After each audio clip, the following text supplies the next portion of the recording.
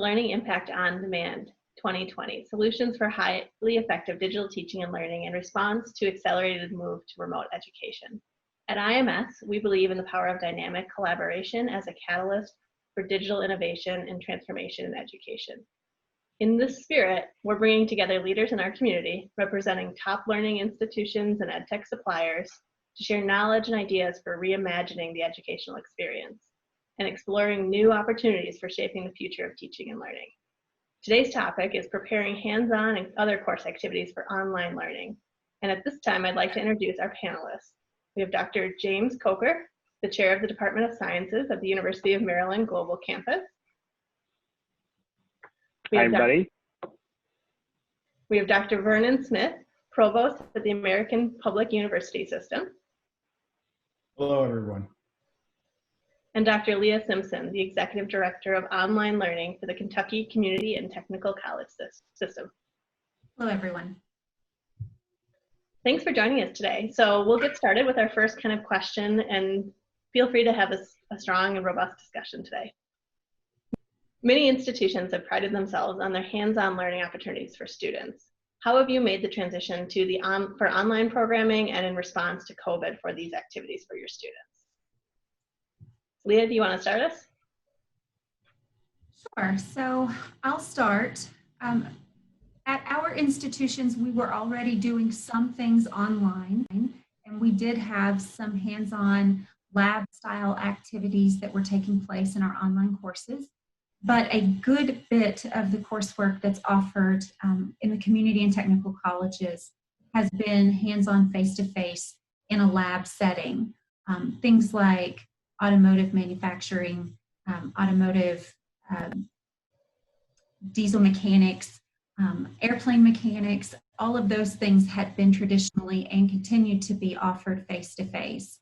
So the move for those things to be put online was difficult for us, as I suspect it was difficult for pretty much all community and technical colleges in the same boat offering those types of activities. Because unlike our biology and chemistry classes, there wasn't a ready solution for many of those. But we did find that we had some success. Some things were easier to put online than we actually anticipated. For instance, the automotive mechanics. That actually ended up working out fairly well because a lot of the students have a car that they work on for practice.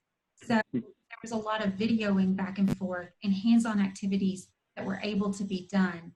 But then you've got things like welding or airplane mechanics where it's really not feasible. You can't just send someone a torch and ask them to practice in their kitchen while you sit on the other side of a camera. So some things just did not transfer well, and we're struggling with trying to figure out how do we continue to move on. And I don't think this is very specific to us. I think this is a real concern for things that are just, it's either radically expensive to provide someone with the materials or dangerous to provide someone with the materials. Jim, how about for you? Sure. So most of you probably know that UMGC, the university that I work for, is primarily an online institution. So there may not have been as many changes for us as there were other places. But all that said, we still have several face-to-face courses or hybrid courses where there's face-to-face and online together in a course. We also have the added layer of difficulty of having classes stateside in the United States, as well as classes in Europe and classes in Asia. So we had to sort of factor all of that in. So like many places, when we took our hybrid and our face-to-face courses from being that to online, basically what we did is added a synchronous component. So we added Zoom or some sort of other equivalent where faculty members could still interact face-to-face with their students. But we were also able to draw upon our many years of online experience, and it was really kind of a neat thing to see the sort of synergy that worked between the people that had been teaching online, the people that had been teaching face-to-face, and trying to figure out stuff. So sort of simpler things like trying to move a chemistry lab online, where we have a lot of stuff online in Europe and Asia, where students go to an actual lab, like a traditional lab where they do, you know, the regular chemistry, titration, and all that kind of stuff. Sort of how do you move that online, and talking to people stateside to try to figure all of that out. How do we make this thing where it's all hands-on go online, and to see that sort of synergy between the faculty on both sides of the world was really sort of nice to be able to coordinate and try to help, you know, happen. What else did we do? So some of that was, all of that was really great. We also had a little bit of faculty training that we always do to help our faculty members teach more efficiently and better online. One of the things that we always try to pay attention to is the sort of pedagogy and andragogy that goes behind the teaching. So in reinforcing that as well was something that we did to try to help out the faculty members too. Great. And Vernon, what are you doing with your institution? Well, thanks. I'd like to talk about 4 ways that we handle lab experiments, different simulations, other things like that. We're 100% online at American Public University System, and there's 4 ways that we handle the need for laboratory experiences depending on the need of the learning objectives. And that's always a challenge, is meeting those learning objectives in the digital environment. Or sometimes it can't be digital, like Leah was saying. You can't, certain things you don't want to do welding in your kitchen, right? We need to look at it that way. The first area that we have are simulations or visualizations. I mean, think of video games or lab simulations where, they're really graphically intensive, and some are less so. There's some that are better than others, but they're basically digital replications of a physical activity. Many of our general education courses will use something like that. And so simulations, visualizations. Second one is our physical lab kits, where we actually ship to students lab kits to be able to do this. So for example, for engineering, we actually send them a National Instruments electronic boards to be able to do engineering, or vernier probes for chemistry and biology and other things there. I mean, I tell people, yes, we actually do ship body parts for anatomy and physiology. It happens. We do that. And that's the physical, because you need to be able to feel and touch and be able to do that, but in a safe environment, always under protocols and safety constraints. The next one is sort of hybrid, the third one I talk about, and that's a combination where you'll send a physical kit, but then you may not be able to do things. So for example, microscopes. A microscope's very expensive, but we can do certain things like in anatomy and physiology where we can do a physical dissection, but then when it comes to that, we can use either cell phones, which have pretty good cameras, or we move to a digital mode to be able to complete the learning outcome there. Finally, and this is maybe the future for all of us, we actually use remote or robotic lab experiments or lab simulations.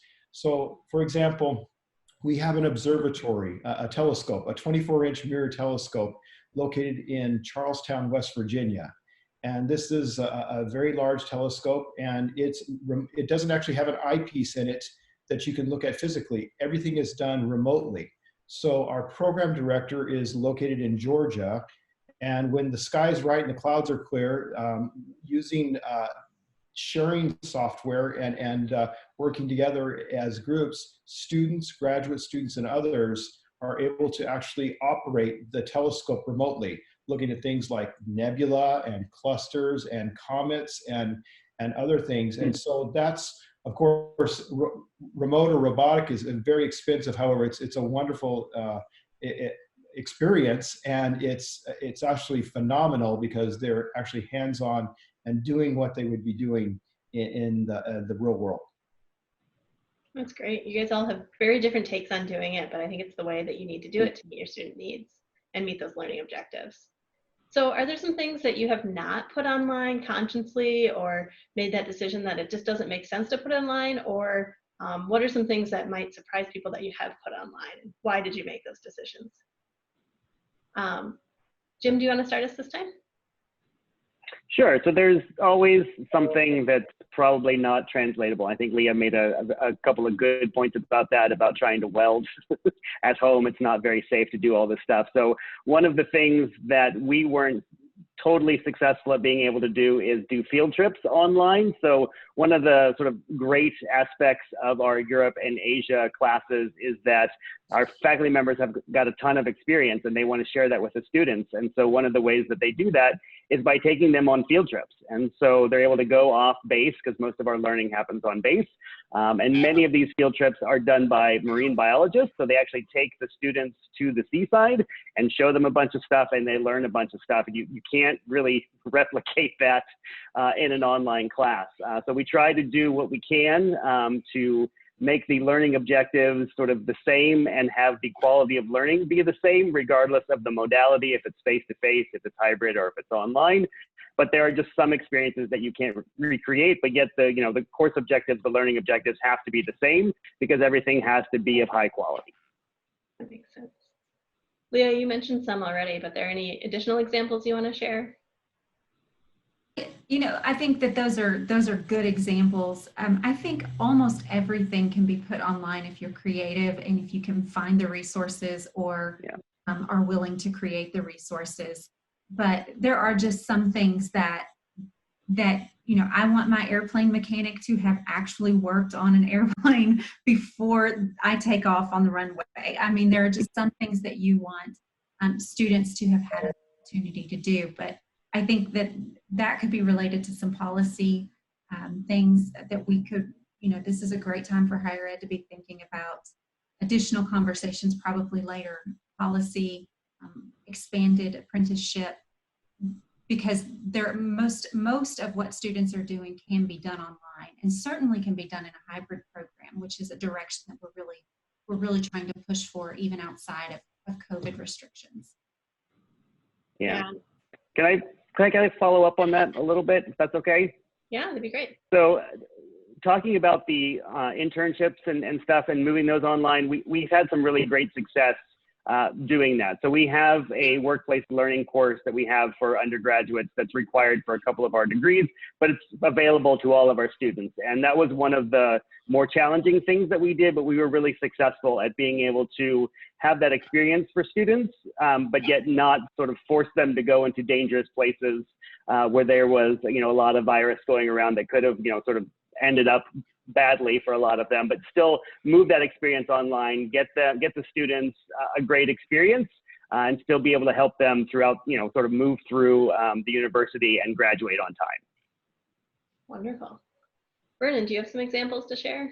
Sure. You know, we were reluctant at first when we looked at electrical engineering because we just weren't satisfied with what was available. And then through a partnership with National Instruments and a revamping of how we did our curriculum, we actually improved it by getting them the actual boards that they would be using in business and industry that were up to date. So the students coming and completing what their work was, they were actually working on the instruments that are there. When they went out to the workplace, they were actually better prepared and more up to date on the latest equipment than the employees at many institutions. So, you know, that's one where we went. We held off for organic chemistry for a while because we just didn't feel it was complete enough. And so, you know, we're actually moving with organic chemistry, finding the technology. I'm an old language teacher, right? I'm an old Spanish teacher. And it used to be in the early days that even the internet didn't have the bandwidth or the possibility to be able to do the oral, auditory, and other needs that were there for the culture. Now look at us, we're able to do things much better, and we have the bandwidth to do so. So I believe that as time and technology progresses, more and more possibilities, and we really should stop thinking about how it's delivered, whether it's digital or physical, and start really thinking about the learning outcomes and what we're trying to accomplish in mastery with those skill sets in the future. Great. How are your faculty feeling about this? Are they feeling confident in moving in this direction, or is there taking some time to work with each other to kind of build that level? Is that for me or for Leah? Whichever one of you would like to answer. Leah, you go first. I do have an answer for that, but Leah, why don't you go first? So our faculty, I would say it's a mixed bag for our faculty. We have some faculty who have some experience teaching online, so moving to an online environment wasn't radically unfamiliar. We have some faculty, however, that that simply, this is not intended to sound like I'm dissing these faculty, it's not the intention, but the reality is they haven't kept up with just some basic computer technology pieces, and they haven't been required to, so you can't really complain a lot. But when they're struggling to figure out what browser they're using, how to download files, how to save files in a place where they can find them when they're looking for them the next time, when they're struggling with things that seem to probably everyone listening to this conversation to be so simplistic, it's really unfair to ask them to teach online. And so it's been difficult in a lot of ways preparing faculty for that shift. Yeah, I would add that it's a shift. It's also a mindset. The ideal faculty for the online environment that we have has actually done it physically in another setting, whether that's in their profession, in the workplace, or in an educational setting that they've done that. So as they work and go through the different forms, whether it's a simulation or a combination of hybrid or remote, that they're able to talk the students through and be able to relate, okay, so this is what you're doing and here's why you're doing it, and be able to relate to that. We've also tried, and I know we'll have some resources available after this, to provide webinars and training that goes on with that, because there is a different mindset of what you're trying to accomplish and what's there. I mean, it's different thing in anatomy and physiology, looking at a cadaver and going around and looking at pins that are pointed there and looking at it and poking or pointing to that, okay, this is this feature, this is this feature.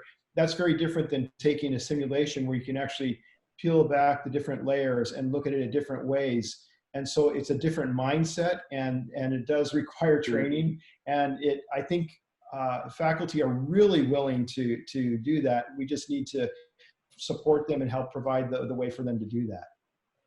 Yeah, to make them confident in that environment is important. Yeah. Exactly. So as somebody that's, taught every probable modality that's out there over the last 20 years, when I moved from primarily face-to-face to online, I was like, oh, this is easy. This what's online? That's going to be simple. So after doing it for like a week, I was like, oh my goodness, this is like the worst thing in the world. It's so hard. I mean, there's a lot of stuff that you don't think about that you really need when you move stuff online. So because, UMGC is primarily online, we've got a lot of stuff sort of baked into the process where we help train faculty in order to do things specifically online, do things hybrid, do things face-to-face. So we've been doing that for quite a bit of time. So it wasn't such a big deal for our faculty, but even that said, I think that there are some preferences there, both on the faculty side and the student side, about what modality fits best for them.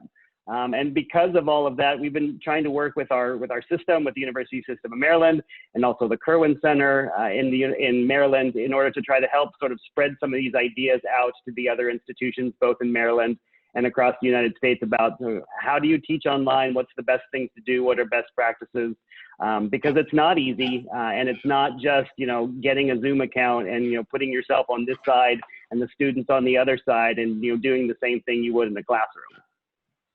Great. Yeah, knowing that, what are some of the policy implications that we're going to see that leaders need to think about for the future with this growth of online learning? I know some of this has been a response to our current situation, but I think in turn it's going to help fuel the growth in general of online learning. So what kind of policy changes might need to happen? And Jim, did you want to start? Sure. So the first thing that comes to mind when we start talking about this is it's accreditation. It's also sort of a mindset, right? So for many, many years, people have had probably a negative view about what online education is. And so since we're here talking about labs and we're talking about science and STEM, one of the natural places that our students want to go to is they want to go to medical school, they want to go to allied health schools, they want to go to these places. And many of them just flat out won't take an online class, whether it says it on the degree or whether it says it on the transcript or not. If they know that it came from an online modality, it's somehow seen as less. So, I mean, me personally and other people are trying to have these conversations with people that can change stuff to sort of look at things and say, hey, look, we have these, course objectives, we have program objectives. They're all exactly the same as if you did it face-to-face. So what's the big deal? I mean, the students are learning the same things. The quality of education is the same. So that's something that we probably need to look at and work on changing. Great. Leah, how about at your institution? I think one thing that our institution and all institutions probably, if they haven't already made a decision, are thinking about course fees and the charges that are associated with online learning. There are things that are different, and things that sometimes in some cases cost more for online learning. So trying to make an equitable financial decision between online and face-to-face and hybrid courses related to the extra technology that is often required and the extra manpower that it takes to support people, and what that means for the student. Keeping college affordable and yet accessible is a concern. That makes sense. And Vernon, from your perspective?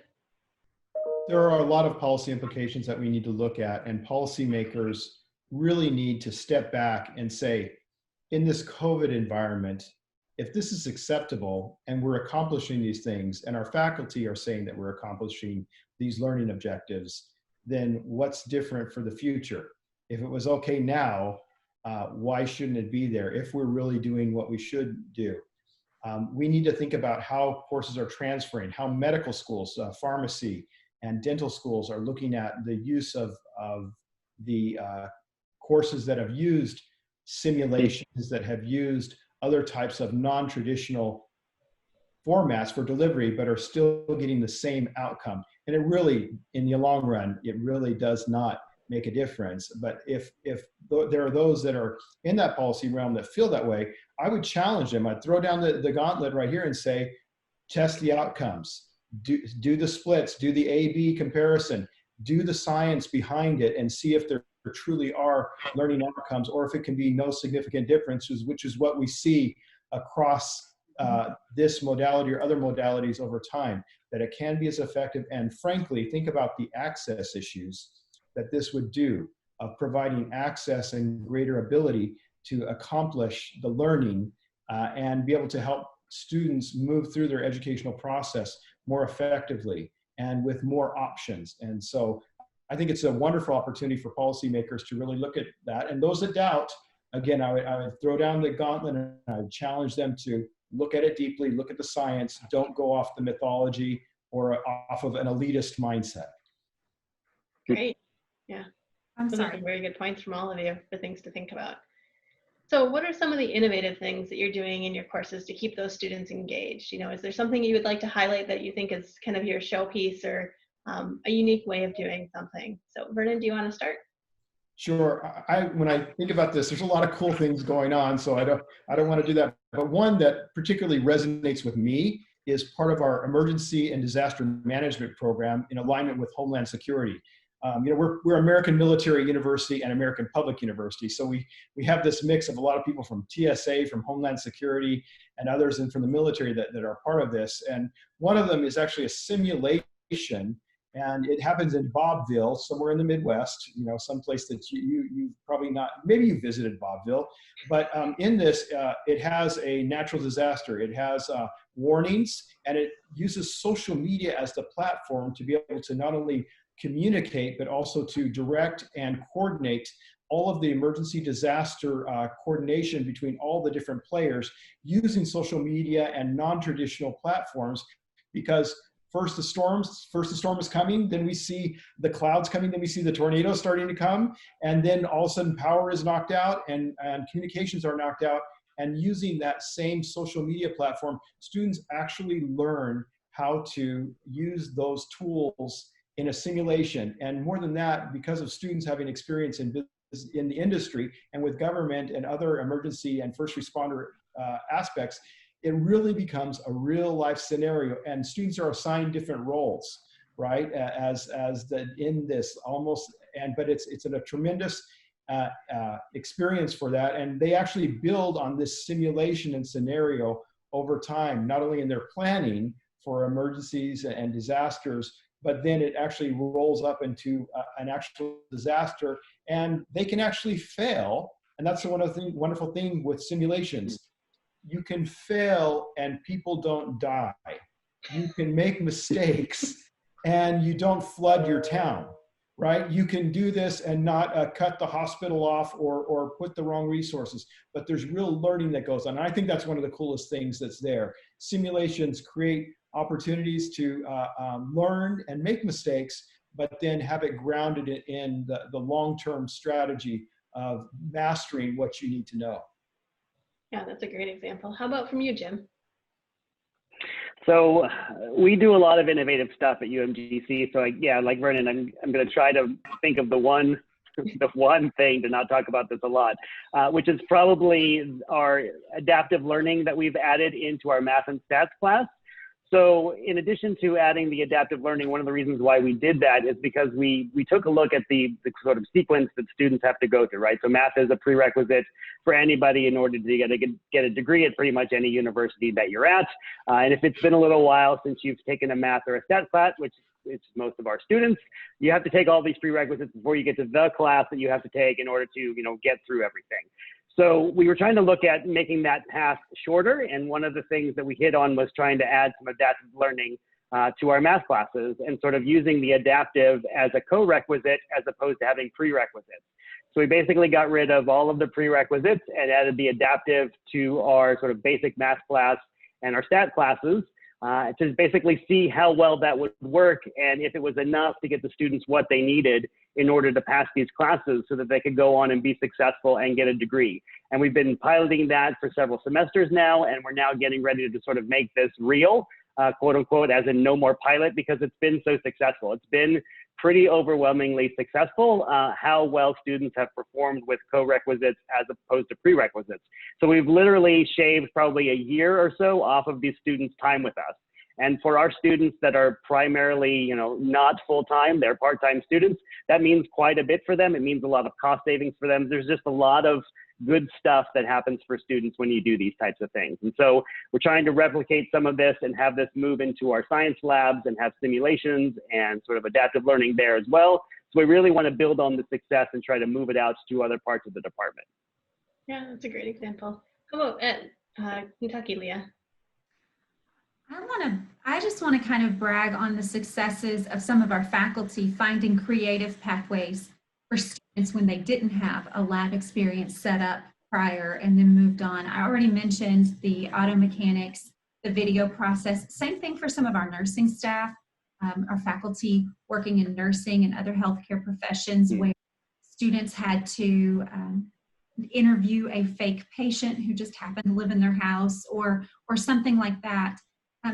Not only was it just finding creative ways to solve the problems that they had now that they had moved online, but I also think it created probably a better learning experience for the students in some ways, because it forces the students, they take a video of themselves fixing something or doing this interview or whatever, they have to, there's some self-regulation that goes on, and they have to stop and question themselves with asking, did I do that right? Could I do that better? And think through their process. So they're really evaluating each component of their learning and of their performance in ways that may not have actually been happening in the face-to-face classroom.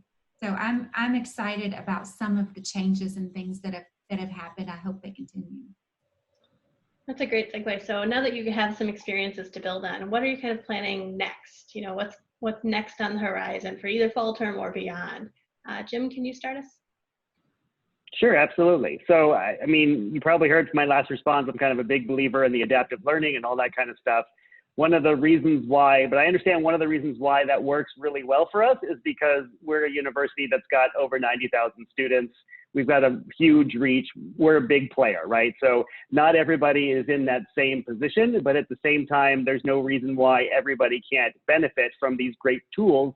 We just need a little bit of help with that. So I feel like that's a really great place where state regulatory or the state in general can sort of step in and help out with that. So trying to form consortia of faculty members, of whoever will come along to sort of advocates to the state and other people that have money to get these tools that are really great that places like UMGC can get at a reduced cost, and get sort of that same reduced cost and great benefits for places that have 1,700 students as their entire university. Yeah, that's a great next step. How about you, Leah? We are working, and we've been working before the pandemic and continue to work on upskilling our faculty, helping them think about practice of teaching online. Vernon touched on this a little bit earlier, but teaching online, if you think that you can take what you did in your face-to-face classroom and put it online and you're going to have a great experience, you are woefully mistaken. So we're really trying to work with faculty to think about how they teach and how they approach subjects and the types of activities that they have students do in their classes in order to get to those same learning outcomes. And we think that this is really the effort that we need to be making at this time for our institution. But the bigger their bag of tricks are, the more they know about teaching and learning, the better they are no matter what modality you put them in. So, yeah, that's a great way. How about at your institution, Vernon? I mentioned organic chemistry as one area where we're expanding that, and I've actually asked the STEM school, or science, technology, engineering, and math, especially to look at those areas where we've been relying heavily on the physical lab kits. And when I look at my costs, and I'll put my administrator's hat on here, moving things and shipping things, there's a high cost to that, and purchasing those. If we can move to the digital and get the same outcomes, we'll do that. So part of our effort will be to evaluate, does it have to be physical? Can it be digital? And can we get the same learning outcomes? So like many institutions internally, I'm also going through that process of looking at that and evaluating it. And so as it becomes possible, we'll move and do that. Another aspect is we're, in addition to our optical telescope, we're putting in a satellite array or a radio telescope that will also be able to be operated remotely, so that we can do radio telescopy and give that whole area, which also goes to working with satellite technology. So satellite engineering, aerospace engineering, and other areas that expand because we have now remote abilities to have our hands on that instrumentation. And finally, I'd say, following what Leah is saying, and I'm sure Jim has the same thing, it's a constant refresher on what is possible, what using the creativity of the faculty. So providing trainings, providing webinars, and we'll also, as a resource, I'm sure we can find, we're actually moving that to the public. We feel that one of our ways that we can serve the community is to actually educate and share on techniques and abilities to think about converting from a physical environment to a digital or a remote type of laboratory situation. And we just find that as those conversations occur, as the training occurs, it actually helps us in our own thinking, because there's great questions that come in about how did you do this? And have you ever thought about doing this? And it just creates a lot of possibilities. And I think that's what I get most excited about is, we've had this really terrible situation happen where it really knocked us for a loop, but what a great opportunity for us to really assess and say what's most important and how can we move forward from there. Yeah, great. Thank you, everyone. Does anybody have any other thoughts they would like to share with our listeners today or watchers? If not, go ahead. Two thoughts. I have two thoughts that I would like to share. The first is, I think, just to reiterate what we've been saying, that you need to invest in your faculty. They are the key to this, and if you want good classes, you need to have faculty who can understand not getting caught up in the technology, but get caught up in pedagogy and possibilities. I think the other thing is that talking about opportunities, there's been a lot of push in the last few years trying to get more apprenticeship programs moving in colleges and universities, and speed up, I guess, the learning process, put students in the workplace a little faster and have them work on the job, learn on the job.